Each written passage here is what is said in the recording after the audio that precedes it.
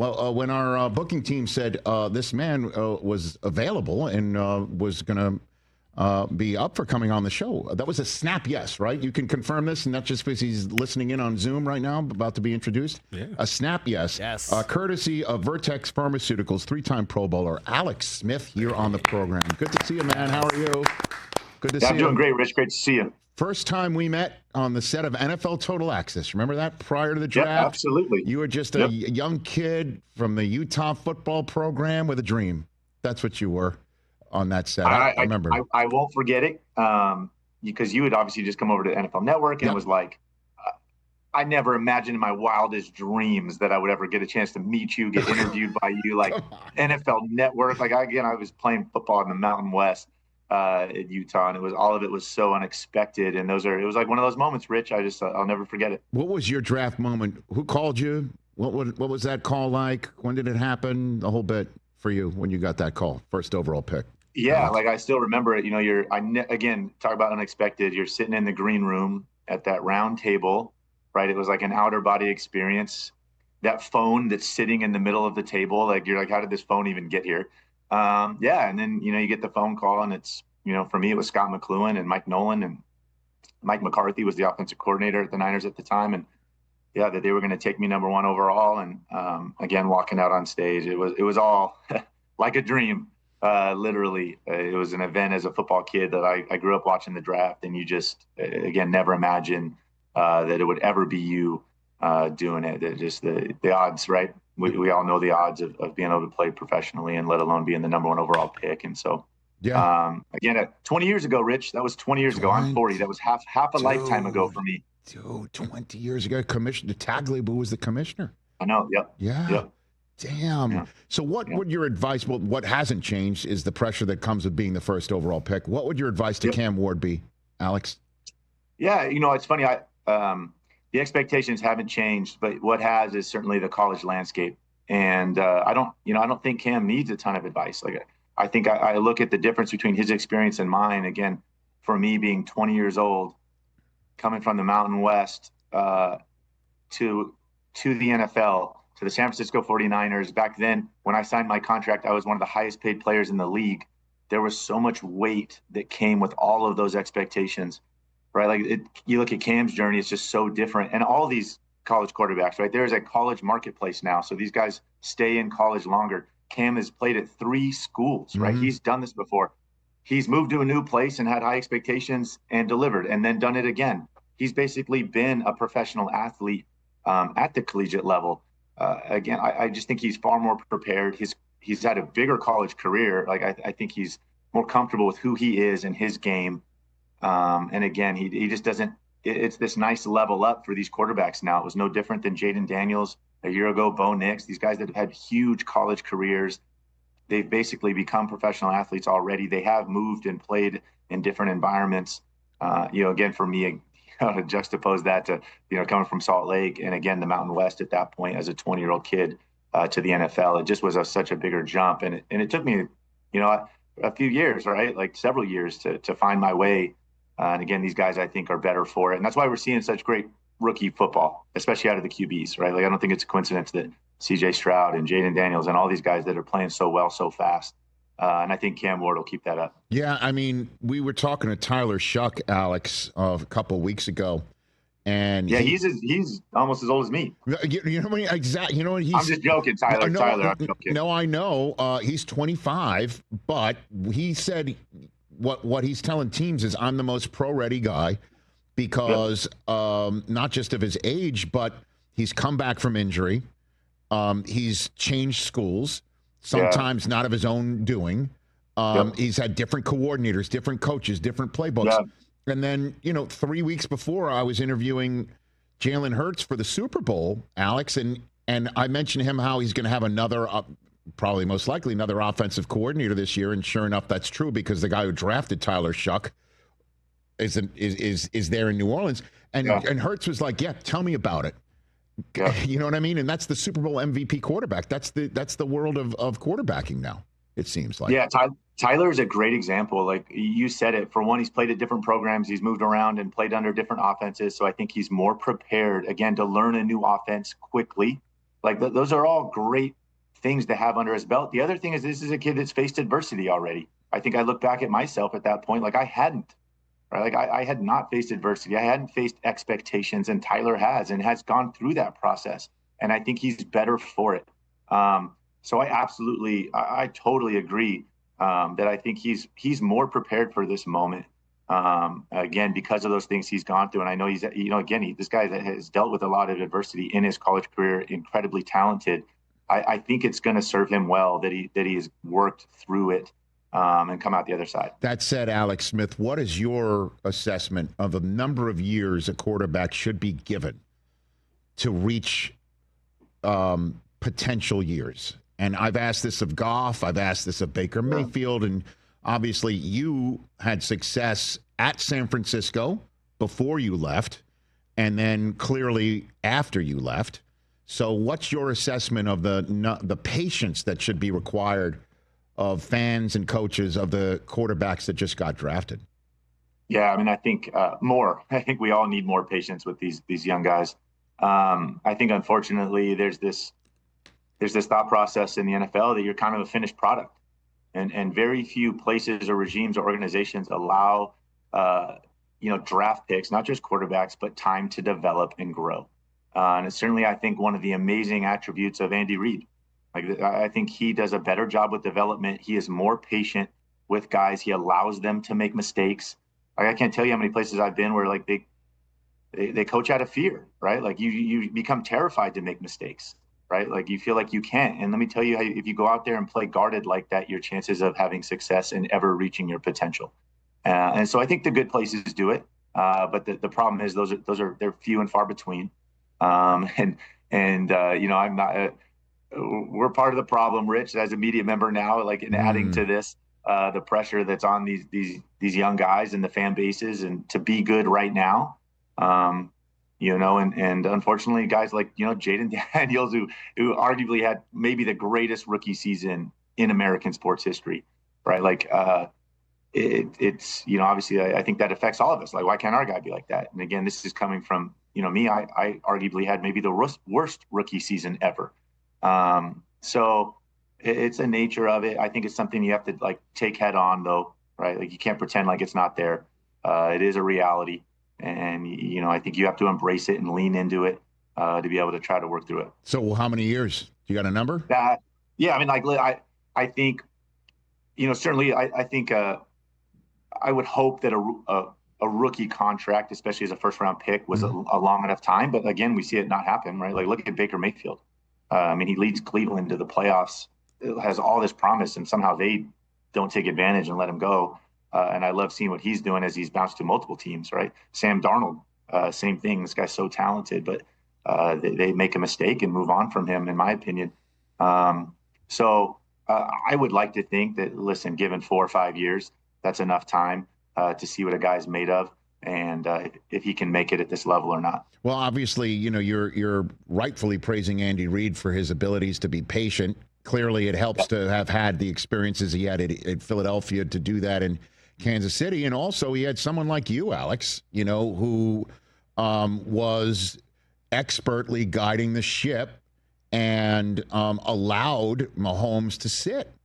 And the only time he got in his rookie year to wet his beak a little bit in the final week, because you had already helped the team make the playoffs by that point in time.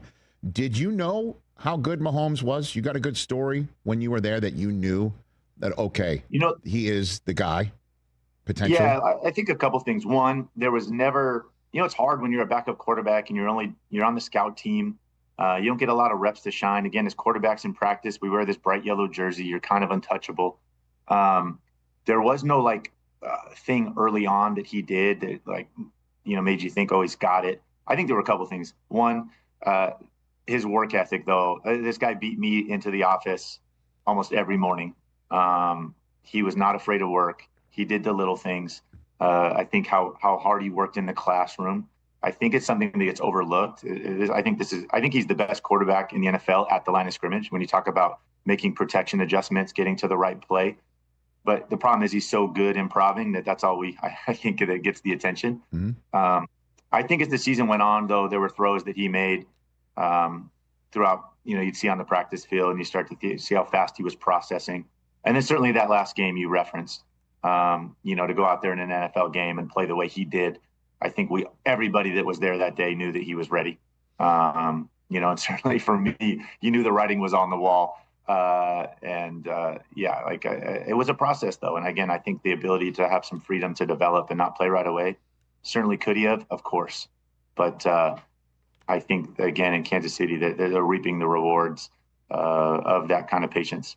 I got to tell you, man, we were at the Super Bowl in Minneapolis. It was the Eagles versus the Patriots. On the day you got traded, we had Travis Kelce on the show, and he was broken up. You should know.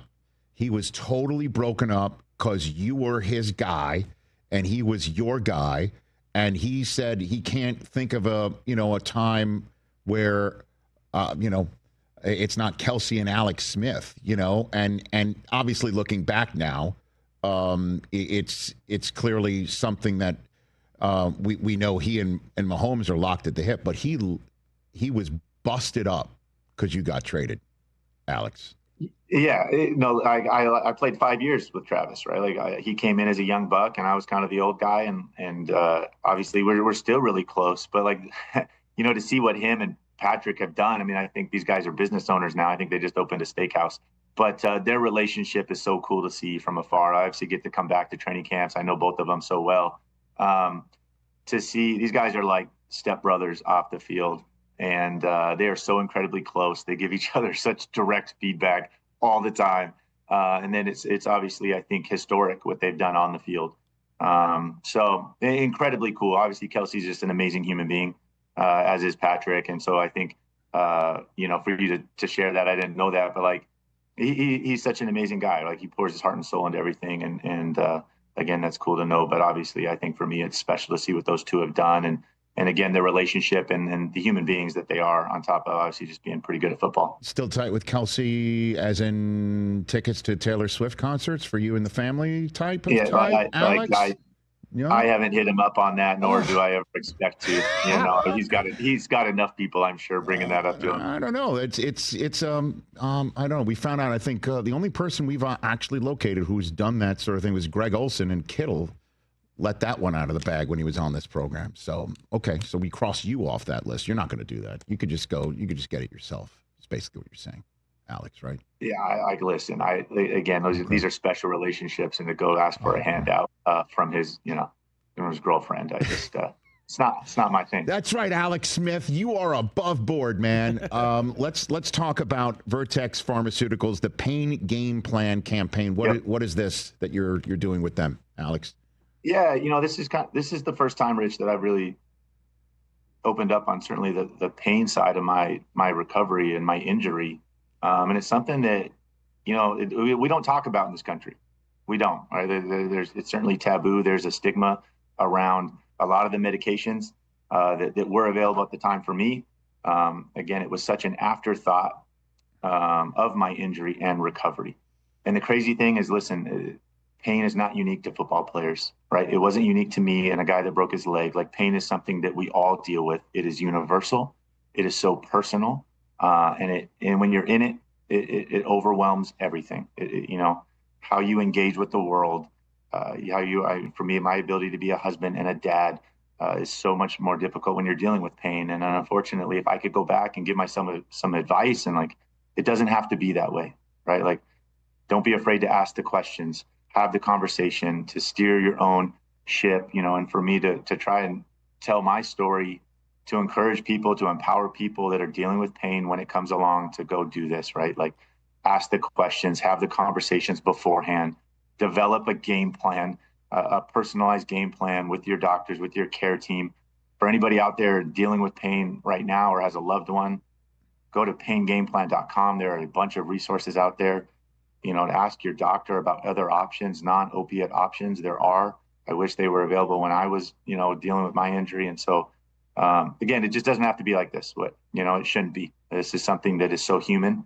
And again, the narrative around pain management needs to change.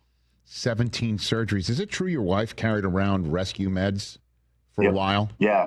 When we got discharged, Yeah, Rich, when we got discharged from the hospital, we got bags of medication, obviously a bunch of opiates, and we had heard the horror stories, and one of the medications that we got prescribed was this rescue medication. And you're given a pamphlet of directions that's this thick. It's unreadable, and you're scared to death, like that you're going to mess something up or make a mistake. And yeah, she carried it around with her everywhere we went, and she kept everything under lock and key. And again, like we just went through this the hard way, and you stumble through things. And again, it is so taboo in this country, and thankfully things are changing. And hopefully, this campaign, like with Vertex, to help people like change the narrative of this. Ask your doctor questions about other options, right? There are more things out there. Steer the conversation. Yeah, I know, and I'm to heck with it. I know you're going to go high bar, and this is kind of a low bar question here, but I mean, seriously, your comeback player of the year, Alex. When you look at somebody who's comeback player of the year because they were sitting at home or they haven't gotten a starter's job, does that go at any point and go? What's up with this? Alex? Listen, I mean, I think it's all relative, Rich, right? Like we all, you don't have to be in the NFL. Like we all deal with expectations. We all deal with like our own doubt and fears, and we all deal like with adversity and mine, like I didn't do mine alone. I didn't get through my injury alone. So like, I know I got that award, but like there were so many people that were a part of that. And that's really kind of, again, what this is about. Like you don't have to, I felt alone for a long time, but like, thankfully I had an amazing team and family. And so, no, I don't belittle those people, Rich. No, I don't. I'm not asking you to. That's your question. We're sitting here and we're like, really? I mean, come on. You're coming back from what, All right. Yeah. At any rate, I'm sorry to put you in that position. Before I let you go, do you look at what's going on with the Washington franchise and it's unrecognizable to you right now? Let's Alex? go. Yes. Right? And isn't that amazing? And isn't it's so good, right? Like it isn't recognizable, Rich. Like it doesn't. And when I was there, that fan base was so frustrated and deservedly from decades of dysfunction. It is such a prideful fan base and organization that has great history.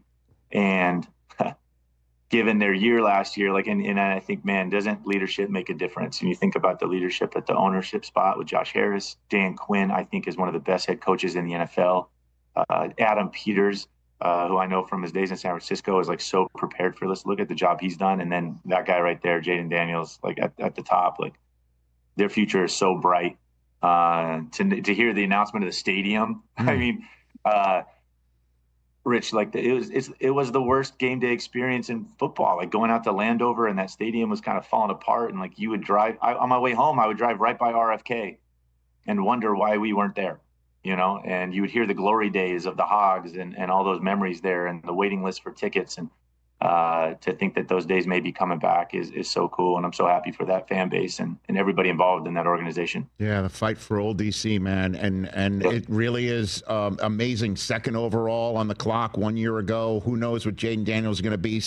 Smash cut to now, and they're like a model franchise. It's crazy, but well-deserved, as you point out, for the fans. No doubt. Hey, man, it's so great to catch up with you. We should do this more often, We should, anytime. I really appreciate you saying that because I'm going to take you up on that, and I've known you now for 20 years. I got you. You know what I mean? Yep. I had hair. Yep.